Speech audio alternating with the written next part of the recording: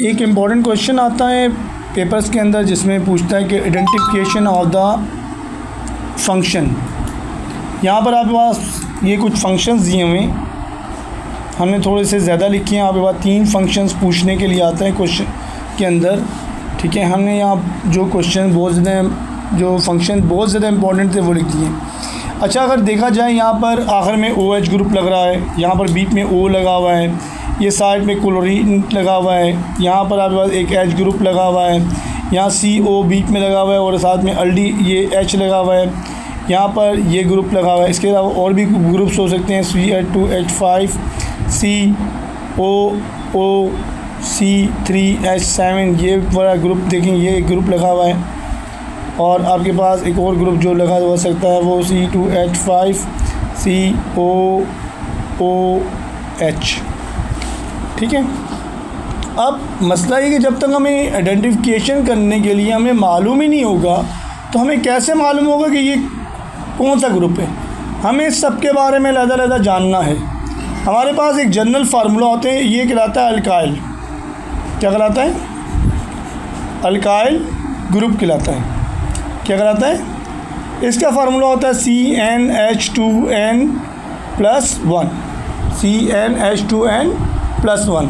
अभी हम सिर्फ 1 2 3 4 और 5 जो है कार्बन, ये कार्बन एटम मौजूद हैं। क्या है? Carbon atoms.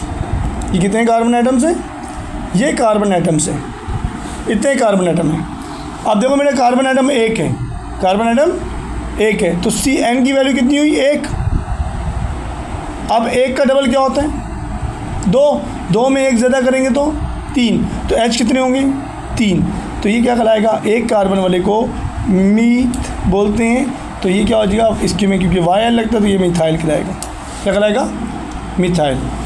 यहाँ पर 2 हैं तो C2, डबल में 1 ज़्यादा, डबल में ये है ना, डबल में 1 ज़्यादा, डबल में 1 ज़्यादा कितना होगा? कितना होगा? 2 है, 2 का डबल क्या होगा? बोले तो सही भाई, 4। और 1 ज़्यादा करें तो कितना होगा? 5। तो कितने हाइड्रोजन होंगे? 5। ये कौन सा ना? ईथाइल। ईथाइल।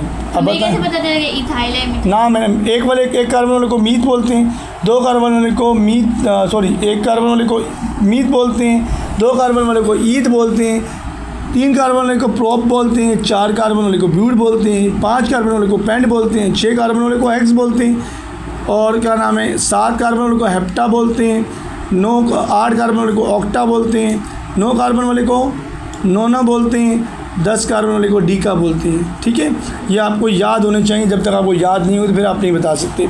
अब 3 कार्बन वाले हैं, 3 कार्बन वाले को प्रॉप बोलते हैं। क्या बोलते हैं? प्रॉप। तो ये हो गया C3। अब क्या होगा इसका हाइड्रोजन? 7। तो इसका नाम क्या होगा? प्रो। 6 का डबल के साथ 1 ज़्यादा, प्रोपाइल।